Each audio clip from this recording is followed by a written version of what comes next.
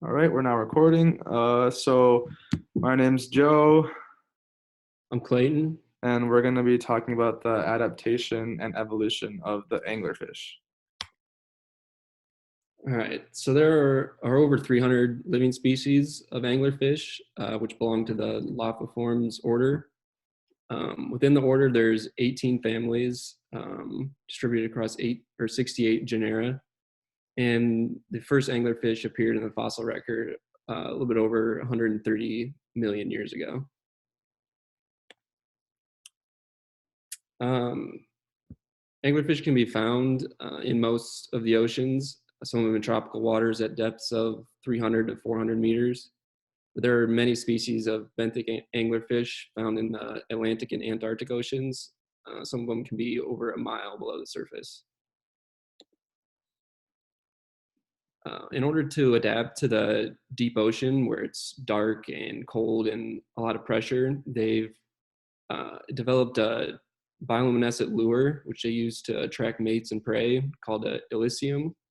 And it's found only in females, and its glow is due to a bacteria they have a symbiotic relationship with.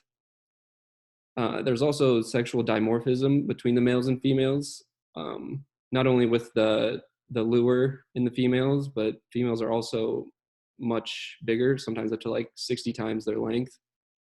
And the males are smaller, but they have more developed eyes, which they can use to see the lures. And they have a kind of like a parasitic relationship where the males will uh, attach themselves to the females, and sometimes it's permanent.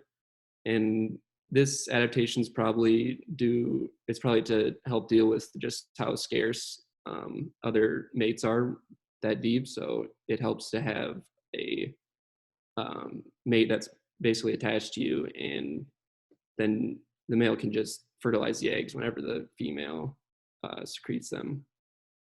And they also have compressed bodies to deal with the pressure, and they are ambush feeders, and they developed a suction feeding method that Joe's going to talk about.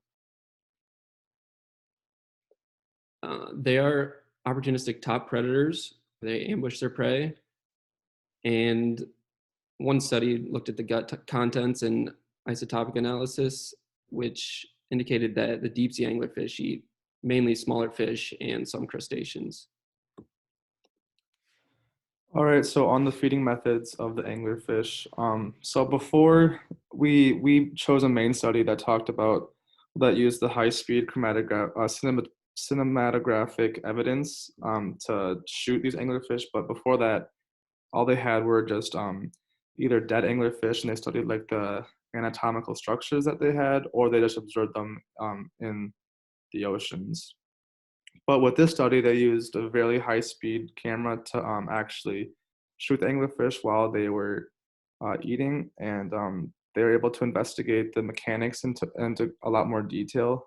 They're actually able to discover that most prey of the anglerfish are able to capture their prey within 4 milliseconds, which is crazy fast.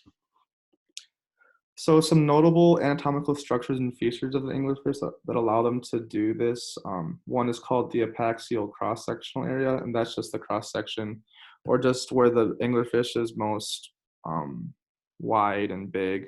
So that's an important feature that goes into this. Also, the apaxial movement arm, and that just describes how fast they can spring towards their prey. And if you watch one, you can see how fast they're still, and then the prey gets close enough, and they just launch themselves at it. Also, the buccal area, that's just the area of how big the mouth canal is. And then also the buccal area moment arm, and that's just the raw suction power that the anglerfish has. And each of these four features were discussed in the paper uh, that is linked below. So there are a bunch of other suction feeders in the ocean. I think they're called teleos, and they make up the majority of the classifications of fish.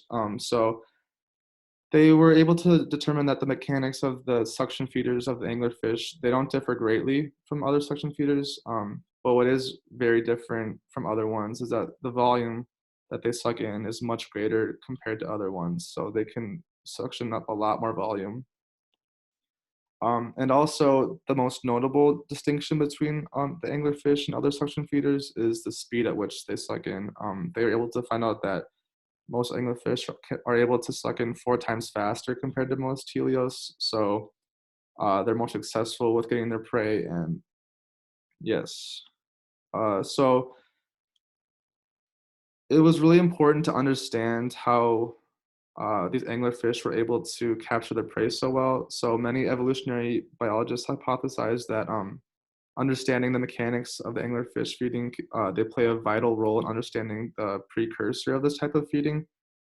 They're also able to, well, they hypothesized that the introduction of suction feeding in the anglerfish that led to a massive increase in the amount of suction feeders throughout the ocean. So they think that the anglerfish was one of the first fish to actually utilize this type of feeding.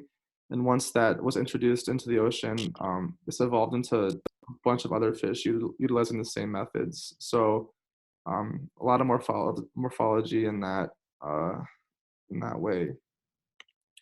And then we have our citations here that we use throughout the presentation. And thank you. Thank you. Let me try and stop this. Uh,